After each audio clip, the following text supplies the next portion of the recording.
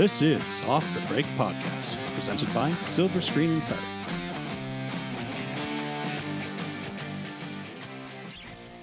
Hello, everyone, and welcome to another episode of the Off the Break Podcast. I'm taking over hosting responsibilities for Cody. I'm Kyle, and joining, as always, is Eric. Hello. I don't know why you make me laugh. I just think it's funny. It's every single time. It's like, I wonder who these guys are. Oh no, it's just Kyle. Oh, and Eric. Now we know. It's them again. now we know.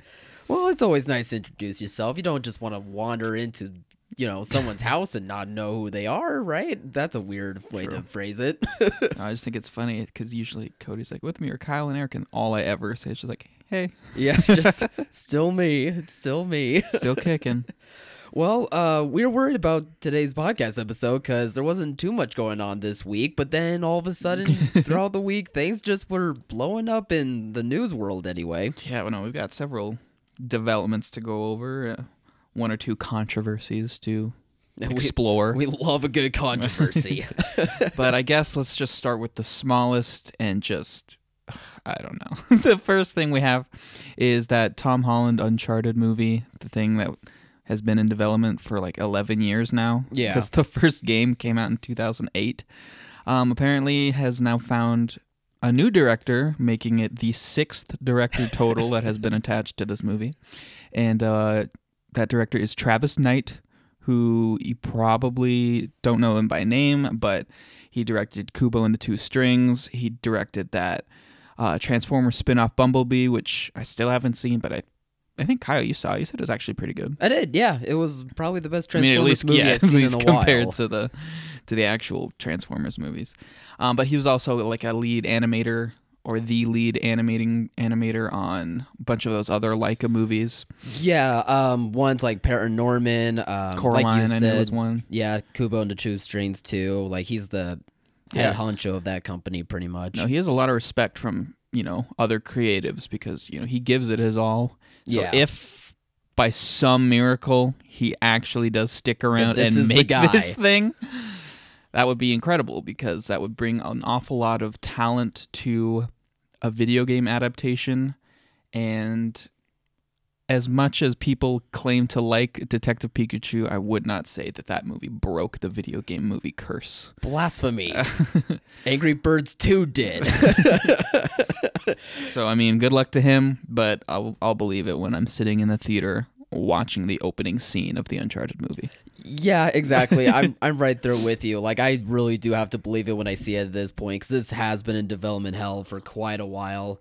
But I honestly have to say, like, when it comes to an Uncharted movie with a pairing of possibly Knight and Holland, like, this really makes me excited for an Uncharted movie. Like, before, there was some good names floating around for it, but nothing that I was really, like, excited for, I would say. But I think this would be, like, the perfect pairing for this to be a great time in the theater. Yeah. For the direction they're going with, like, a younger Nathan Drake. Yeah. Because, he's... a lot of the main characters in Travis Knight's other movies were younger, like young adults too. So he kind of has that psyche down, I guess. Yeah, he's a young kid at heart, we'll say. Not a young kid, but a young adult. But yeah, that's all we got for it. Really, it just got announced today.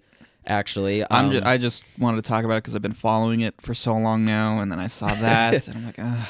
You were the one that had to write it on. I have to talk about this still. Like, by the end of next week, he's going to have dropped out also. Mm-hmm. But, well, we're hoping that won't happen. We're hoping this is the guy, that they stick with it. But the much bigger news also involving Tom Holland. Which also dropped today, like right before we started the podcast, actually. I'll let you talk about that one, Kyle, because you're the one who saw it first. Yeah, it was kind of funny, because at first I was on Twitter, and I saw some offsite being like, oh, he's back, and I'm like, really though, is he back? But then I scroll down and I see like Deadline reporting it, and then like Hollywood reporting it, and I'm like, oh wait, this is actually happening. What's happening? What were they reporting? It is now being reported that Disney and Sony initially went through a divorce with Spider-Man. Yeah, it's very public. Remembered, a very public divorce. But it looks like the parents are patching things up. They look like they're going to get back together, give it a second try, and Spidey's going to have his parents back, guys. It's great.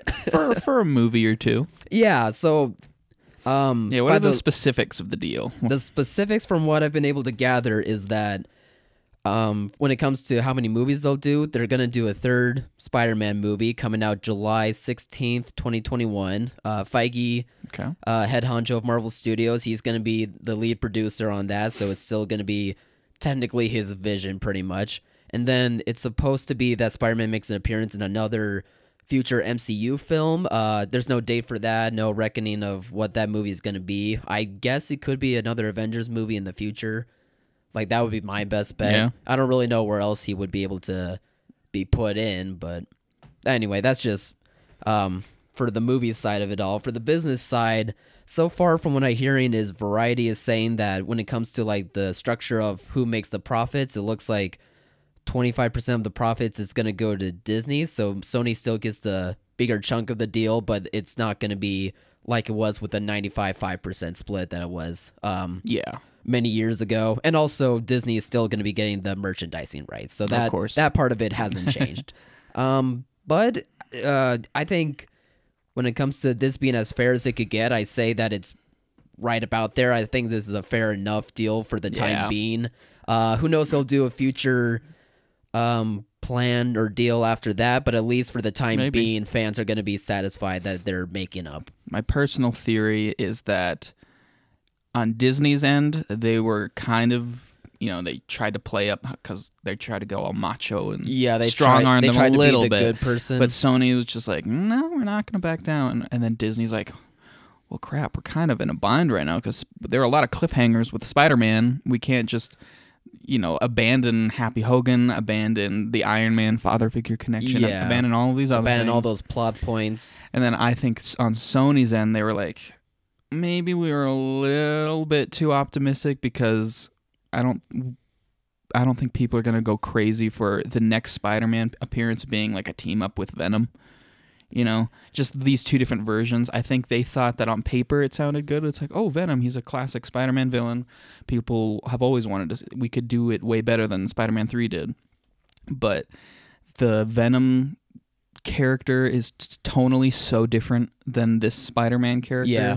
I think they're like, well, maybe we should buy some more time to kind of figure out a clearer path forward. So I think they just kind of both realized that maybe they acted a little bit too quickly. Level heads prevailed pretty much. And they were like, okay, well, this actually could be better, could be the best for both of us. So yeah, I think when all this talk about all these deals was first happening, like, that was kind of the deal that people were like, why not just have this be the deal? Why not 25% at least? Because the deals were ranging from like 50-50 split to 70-30 split, and I think a lot of people were saying, like, I think 75-25 would be reasonable enough for both sides or whatever, and I think the studios both agreed to that. But again, I mean, this is really a short-term deal. It does make me wonder if Sony will have future plans for Spider-Man to say bye to the MCU, and I think so. I think kind of switch paths over to connecting with all these spin-offs that they're making. Yeah, I think that between this third Spider-Man movie, Spider-Man 3, 2, and whatever that other one is, Untitled insert Spider-Man here role. I feel like Disney's end, they're going to be figuring out how to have a smooth transition to get him out of the universe, tie up the loose ends with all of the things that that are going to have to remain in the Disney universe, so that the one Spider-Man does leave, there's not all of these, absurd cliffhangers. Yeah, for sure. Like, that might be the best bet. I'm hoping not. As a fan, I think many other people will hope for this, that they do keep Spider-Man for a longer period of time instead of going over to the spin-off side of what Sony's been doing. But I think just based on what this deal is looking like right now, that might be what the plan is going to be. Yeah. But at least for the time being, fans who may not be paying attention to the deal quite as much, but just see that, Spider-Man's in the MCU, like, he's back. He's back for a little bit. Yeah, I think for the time being, which is going to be the majority of audiences. So I think for the time being, that's at least going to be a win-win-win situation for all three of those parties. Yeah, so anyway, that happened. That bomb got dropped. Yeah. And then, like, I think the day before, there's another bomb also involving Kevin Feige. All of these things are about the same, like, handful of people. I mean, is that surprising? No. Basically, Kevin Feige, it was confirmed that him and Kathleen Kennedy are going to work closely together, and Kevin Feige will be overseeing his very own Star Wars movie. Yay. Could have said it with more enthusiasm. No, I mean, this sort of thing is inevitable. Like, there's no way anybody can be that surprised. And Kevin Feige's a very outspoken, lifelong Star Wars fanatic. You know, I'm sure his heart's there in the right place. Bigger than MCU, bigger than Marvel characters, apparently. Yeah, no, like, this was sort of always kind of his passion, but, you know, he found his niche in the MCU, and that kind of, you know, and you can't blame him. He built that thing from the ground up. It was crazy. But I feel like, you know, he's been there long enough. He's shown them how he does things. I feel like he's comfortable. They're comfortable moving him out of there into Lucasfilm, since, you know, that's where he wants to be. Lucasfilm probably, you know, they don't have a roadmap of what they're going to do after Rise of Skywalker. At least with the theatrical movies, there have been things announced, but there's no release dates. There's no, you know, kind of structure to the release order that they can make people aware of. Yeah, I don't know. We're going to be getting a lot more Star Wars movies. Yeah, I mean, you can see Eric's full thoughts of it. He written them up on our site, Silver Screen Insider, but you did have quite a few thoughts, I think, counter to what a lot of other people think. It's nothing against Kevin Feige. Yeah. It's nothing against the business deal. It all makes perfect sense. There's no way. Totally. It's just, you know, nothing new here. It's just, I don't know. I just thinking down the line, and there's going to be 50, 100 different Star Wars movies, and it's just going to become another one of those big franchises. And it was always a huge franchise. I'm not like, obviously, there's Star Wars Pez dispenser, you know? But there was the idea of it just being this, like, this saga, you know, the 9 episodes, and then, you know, that's it. But then we started getting the Solo spinoff, Rogue One spinoff. We're getting these Disney Plus things. It's just, I don't know. I wish things could just end. I really, really wish things could just end. I mean, technically, the arcs in Star Wars movies have their own little endings that you can but Star Wars put in your pocket. No. It'll never end. So this is for a movie, right? That's coming out to theaters, or is it? As of right now, they said a film. So I'm assuming that means like a traditional theatrical probably release not for Disney movie. Plus or a show. Or there's no word yet on it, whether or not that's like his own trilogy, kind of like what Rian Johnson's doing or the Game of Thrones dudes are doing. Supposedly, Feige already has talked to a big name actor to possibly be in it. Actor, actress, Yeah. So apparently, according to a reliable source. Some people are already speculating that it's Brie Larson, but I feel like they're going based off of nothing. Yeah, I kept seeing that too, and I'm like, where is this speculation coming from? Because Captain Marvel literally out of nowhere. Just like the only thing I could think of was Captain Marvel was the most recent character, and Disney might want to keep having female leads, which is fine, whatever. But I just kept seeing that speculation come out, and that part was the weirdest part to me. I was like, part of me thinks it started as like a kind of like a joke or a troll against the large section of the Star Wars community who really, or just Marvel fandom communities who really didn't like Brie Larson because of her, you know, social justice warrior things, because there was a very large toxic outlash against her for that stuff. Yeah. And I feel like there was a joke started where they were basically saying, wouldn't it be amazing if Kevin Feige chose Brie Larson to lead the next chapter of Star Wars? I would really send that part of the internet into like a, you know, downward spiral. Right. But I don't think it's her. I mean, it might be, who knows? But that's just like saying, yeah, no, he's eyeing, you know, Chadwick Boseman to start the new thing. Why? I don't know, because he was in a Disney movie. Yeah, because he worked with him before. Yeah. So yeah, there's no telling who, but the thing I'm most curious about is how he's going to go about making the roadmap for these Star Wars things, because obviously he set up the roadmap for Marvel, and it worked perfectly. Well, right now he's just only acting as a producer, as like a lead producer for the movie. A lot of people. He's not taking over Kathleen Kenney's overall job at Lucasfilm. No, there are some rumors. There's been rumors for a while that Kathleen Kennedy's gonna either step down or retire from Lucasfilm.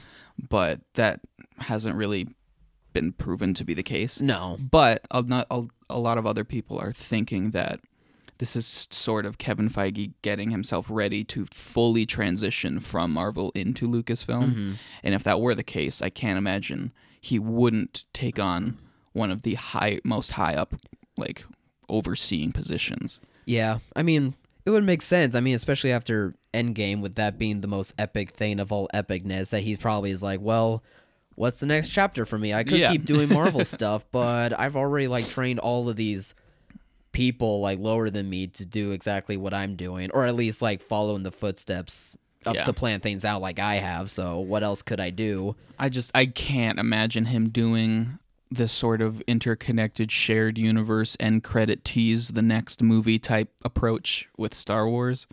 That made me so sad. But I don't think he will. I think he realizes you can't do the exact same thing that worked with Marvel for Star Wars and expect it to have the same results. I mean, Disney has already been kind of trying. Yeah, and that definitely proved to not be the case. Yeah, with Solo's underperformance and just Star Wars fatigue in general. Mm-hmm. And I'm sure Kevin Feige is well aware of that. So hopefully he can be able to put in some input for the plans of Star Wars, the hazy plans of Star Wars moving forward. So yeah, like anything, it's inevitable. Best of luck to Kevin Feige. I hope his movie's good. I don't want any Star Wars movie to be bad. It's just the sad fact that it'll never ever end, ever. Well, you don't like that they're never ending. I think there will be some people rejoicing for more Star Wars content, especially with Feige possibly having a bigger role in Star Wars. I think, seeing his resume, they'll be like, okay, let's see more stuff. I don't know. Let's see what he's got. My hot take on that is people who are just like, yes, more, have like, I don't know, built way too much of their whole existence around a franchise. And if that goes away, it's like, what do I have? What do I have left to live for? I would like to think those people have some other hobbies. And it's like... Stamp collecting? I don't know. I feel like you should be able to give a proper goodbye to something that was like a big part of your life that you loved and was special, and then just, say goodbye instead of 20, 30, 40 years down the line. Like, they're still making those. The ones that I loved and were so special to me are just lost in the big, the hundreds of other movies there are now. I mean, those same people could have said the same thing for when the new trilogy came out. Oh, I'm sure. Yeah. And look, that is good. Yeah. But it's especially not going to end right now. Star Wars is just the most personal one to me, but anything in general, nothing ever ends. Harry Potter has the stupid Fantastic Beasts thing, the Cursed Child play. Yeah, but we don't talk about Fantastic Lord of the Rings Beasts. have those terrible Hobbit movies, and now there's that Amazon $5 billion series. Hey, but that has Will Poulter in it, though. That could be amazing. Doesn't matter. Doesn't matter. Well, how about we switch away topics before you really start getting more and more sad?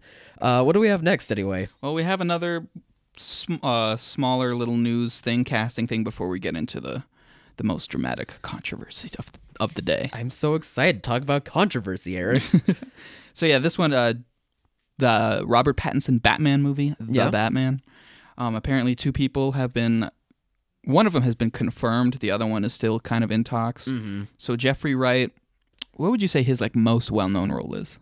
That's hard because he's a character actor. Yeah, I think he's in Westworld right now. He's in Westworld now, or at least he was. Maybe I haven't followed the show. You'd know. I know he was in Hunger Games. Yeah, he was in some of the Hunger Games movies. Great actor. I love. He's in The Goldfinch. If anyone saw that movie. He was in that, but if you hear the voice, I'm telling you, you'll be like, "Oh, I remember that voice." He has I love Jeffrey Wright. He's a great actor. Yeah. You know him if you saw him.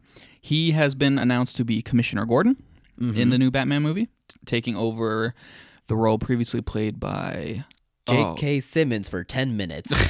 Oh yeah, I forgot J.K. Simmons was that. Yeah, I was thinking of Gary Oldman. Gary Oldman from Dark Knight. Yeah. I should be ashamed of myself. How do I forget his name? But the other person that's getting a little bit more coverage is America's sweetheart, Jonah Hill. Oh, Jonah Hill. Who is, depending on what source you're looking at, is either in talks to be the Riddler or Penguin. Yeah. Which are two very different types of characters. Yeah. Two very different roles. So I don't know where that confusion is coming from. But what I've heard about that is they have talked to Jonah Hill in the past about playing a role in this movie, but they didn't know which villain yet because they wanted to wait and see who was going to be cast as Batman. I don't know if that's the truth of the story, but that's just something I've heard. But regardless, they can't decide on what villain it's going to be, or no one has a clue. Yeah. Well, the thing that's apparently holding the decision up is Jonah Hill is, he's probably feeling a little bolstered by his recent award success, and sure, he's asking two-time for Oscar nominee. I don't know, something around like $10 million or something. Yeah, I mean, it's quite a big paycheck. That's more than supposedly than what Robert's getting for the title Batman, character, which I guess kind of makes sense. I mean, again, Hill has won has been nominated for 2 Oscars. Pattinson hasn't, despite being the lead character. So Robert Pattinson's a fantastic actor. Oh, for sure, He's not way denying overdue. that. People need to watch more of his stuff to Seriously see his range because he's that good. But just in terms of resume and pedigree, like, I it could get make it. sense. And I remember Jonah Hill back in The Wolf of Wall Street. He took something like $10,000, like the bare minimum, just so he could work with Martin Scorsese. Oh, so it's interesting to see that yeah. then and now. I'm not going to make any judgments or claims against him. I'm sure actors do this all the time. It's probably also just a negotiating technique Yeah. too. Like start high, aim, and then get one person's low, one person's high, get in the middle. But for whatever reason, that's like the big thing that people are reporting on. So yeah, whenever they figure that out, Jonah Hill will either be the Riddler or Penguin, which will be really interesting. I mean, no matter what. But I'm excited to see him play off of Robert Pattinson. Me too. I think no matter what villain he plays, if it's Riddler or Penguin, he's going to be able to play off of Pattinson so well. It's going to be weird to see him as a villain, He just has though. such great range, and he knows how to work with actors. He's worked with so many talented people that he just knows like how to play off of them so well. So it doesn't really matter what the villain is, honestly, as long as he can act really well against It's going to be weird to see him as like a straight up bad guy, because like we haven't had that. True. The worst he's come to like a villain is just like those sleazy douchebags from like Wolf of Wall Street or This Is the End, where he's like playing himself. I think maybe also that Netflix show he did. I didn't get through the whole thing, but it kind of looked like he was talking about Maniac. Yeah, Maniac. Yeah, I never saw that. Yeah, I wasn't able to finish it, but it kind of looked like they were teetering on him not being so good, but also not so bad. So that too, maybe. I'll always take more Jonah. Yeah, for sure. I would love to see Jonah in this role. I'm also happy to see Jeffrey Wright about being Commissioner Gordon. Like, just when I heard that name paired up with that character, I'm like, oh, that makes so much sense. Yeah, I just hope there's no one having backlash because he is an African American who would be playing a white character. I hope that doesn't happen to him because I think people should it will. really Some base tiny it on his little talent. cesspit of the internet. Yeah. I'm sure it'll happen. So ignore those people. Does. Ignore those people because Jeffrey Wright is awesome. Okay, well, the next big story, I guess, which is, I mean, it's not a new story. It's been developing for a couple weeks now. It's been bubbling up. But is the whole controversy surrounding Joker and whether or not it's a dangerous movie and if it will inspire violence or shootings or any of that.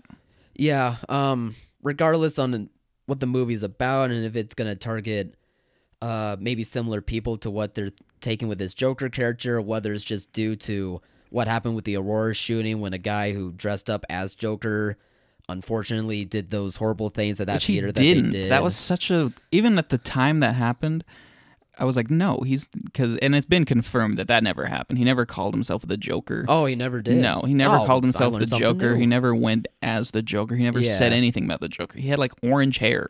Yeah. When I heard that, I was like, that's not what the Joker looks like. Why are you saying he's the Joker? Maybe but Joker that was confirmed that never happened. Okay. Which people were kind of upset over.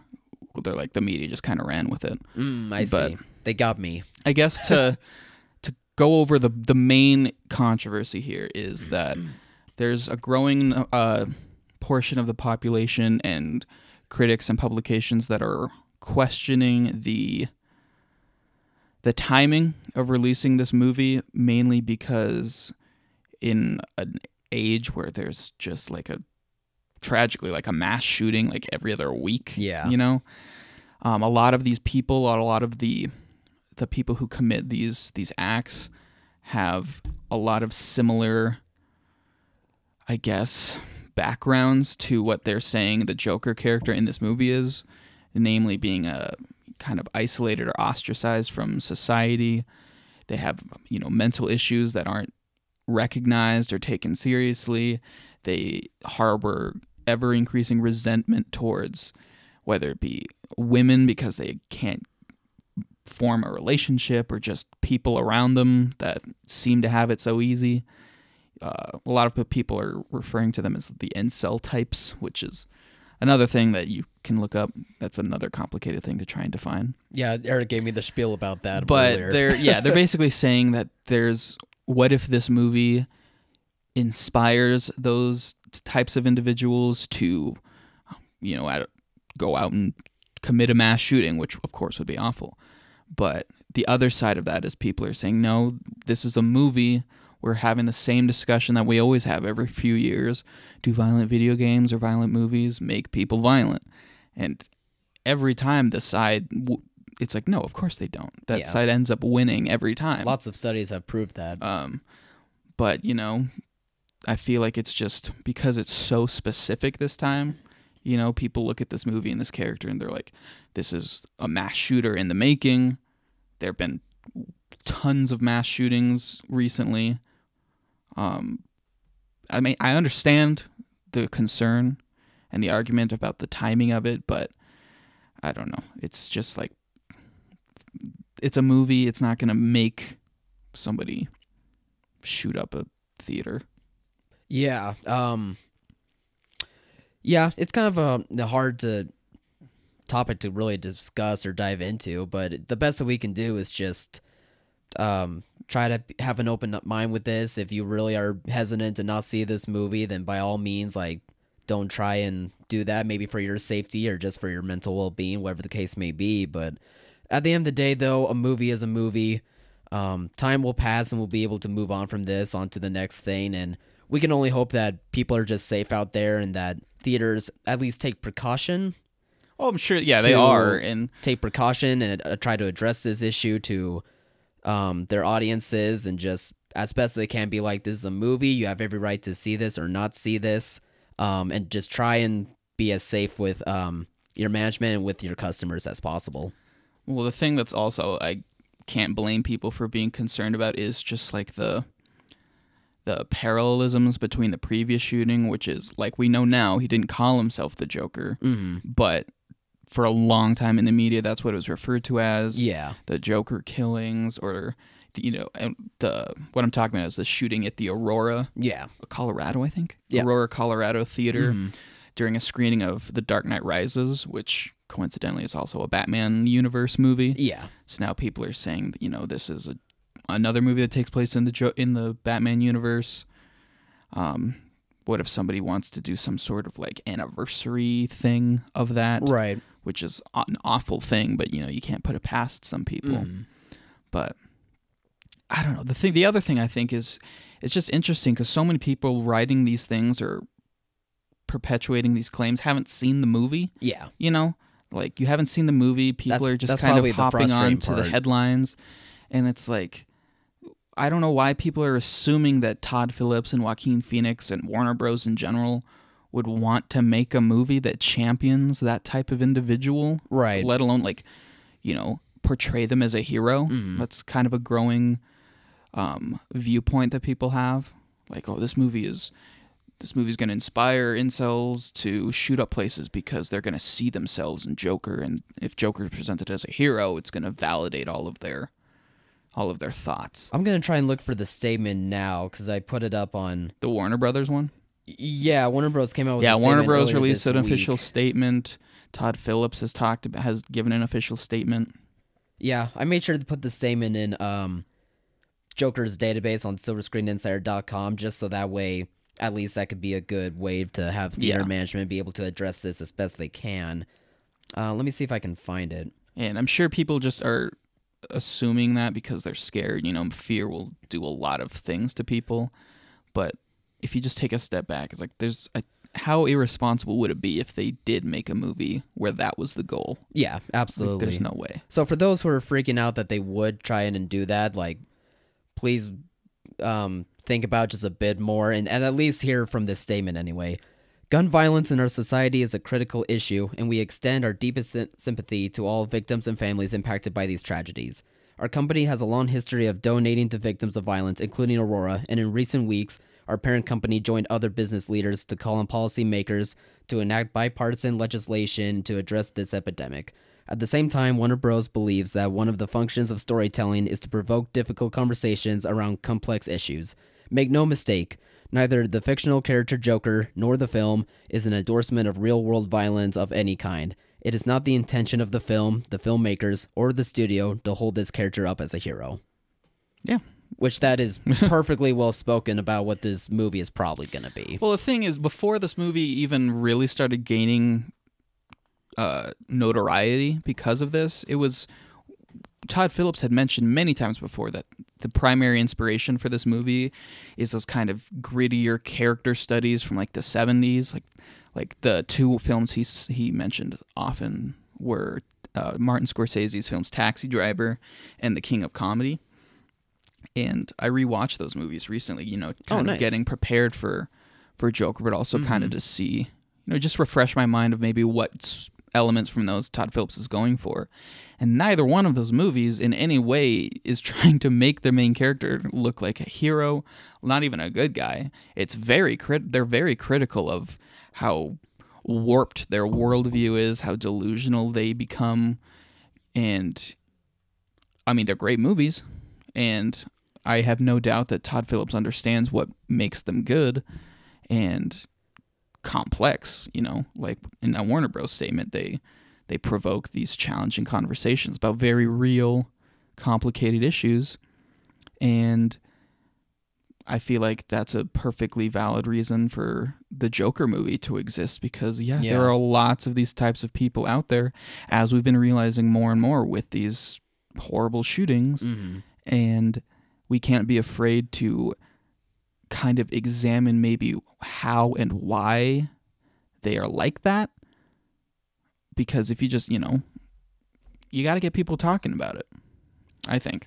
Yeah, and I think movies are a good way to have a talking point, despite how they may make you feel in certain ways. I think that's very important. I think that's a good enough reason why theater owners and management, since our podcast, we try to really help theater owners and management be able to plan out, you know, releases and how to market movies as best they can, or at least just know about movies more. Just at least try and have them understand that this movie could be used for good, so why not try, despite having your setbacks, like maybe try and really promote this in the safest way possible, but also as a good way of being able to have these types of conversations to start. Yeah. No, it'll be really interesting when this finally comes out, I think next Friday or a week from today. Yeah. That's crazy that it's here.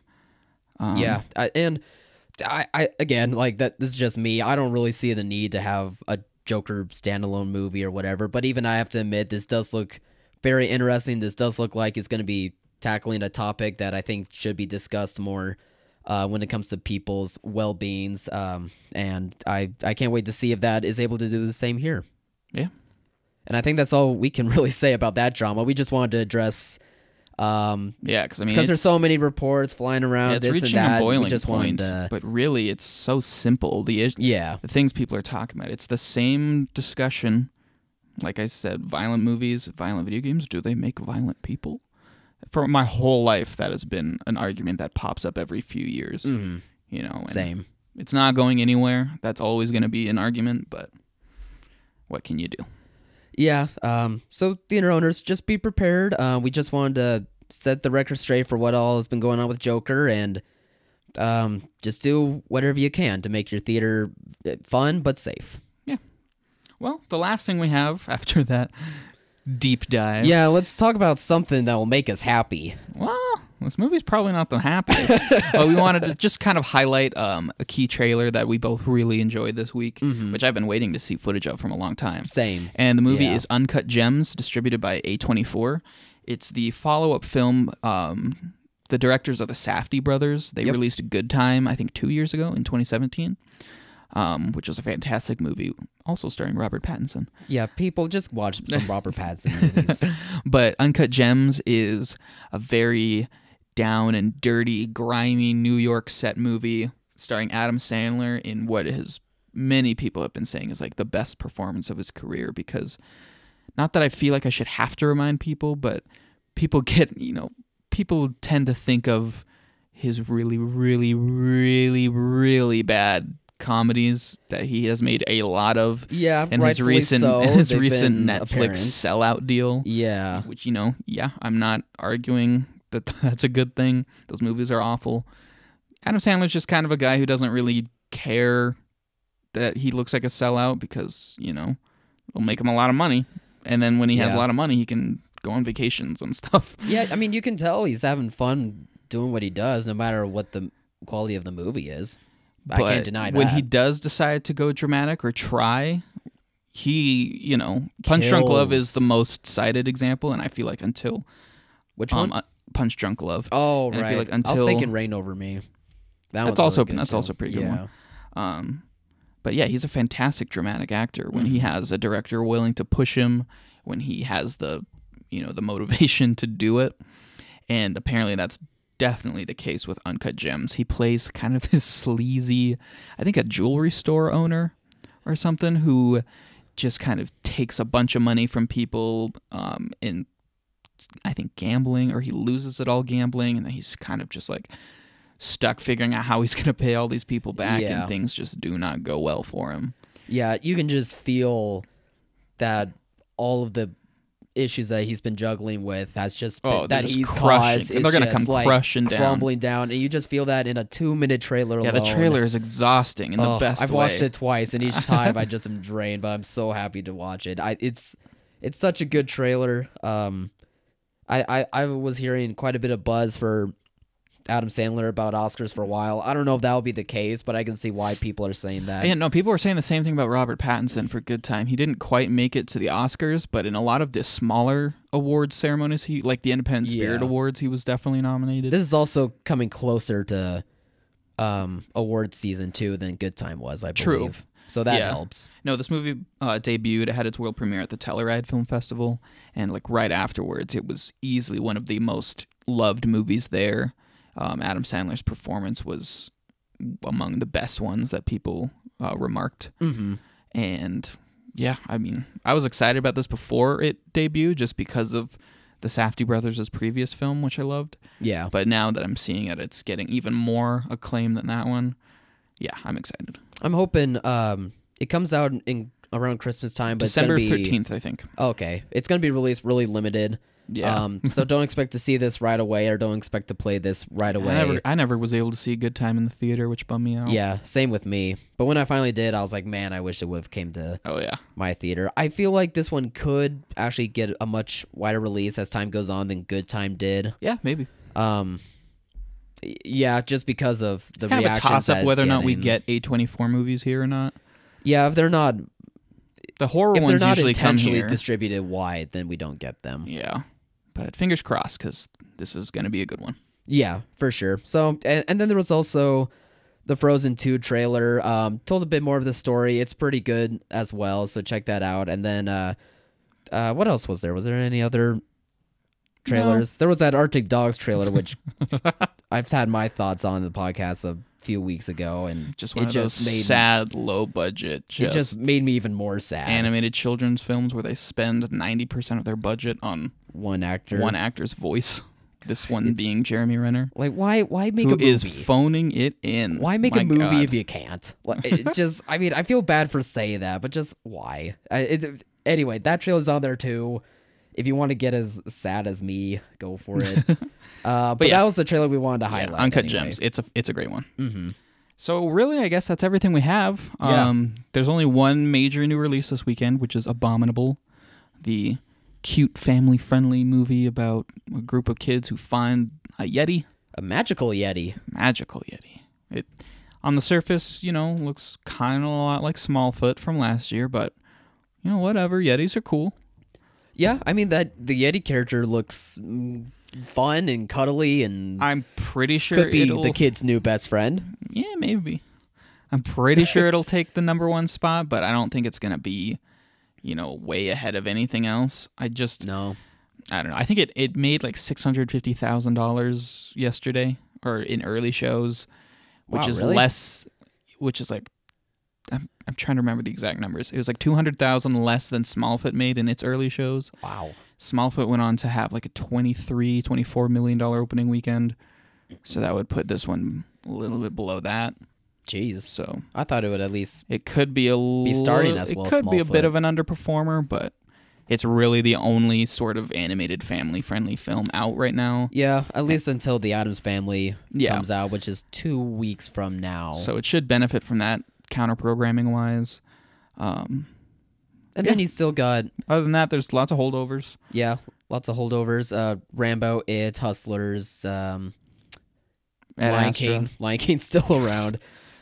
Joker is where things are going to shake up quite a bit. Yeah, Joker is going to be a big one. Yeah, but for now, that's just the only release, and it'll be good counter-programming, I'd say. Yep. Cool. Awesome. I think that's everything. Yeah, so everyone, thanks for listening to today's podcast. You can find more episodes up on all the podcast platforms or on silverscreeninsider.com, where we're just a website that tries to help out theater owners and theater management, try to do the best they can in order to make their small theaters keep going. And we have all sorts of movie news that you can check out, as well as all film information in our movie database. So check us out there. Have a good weekend. Take it easy.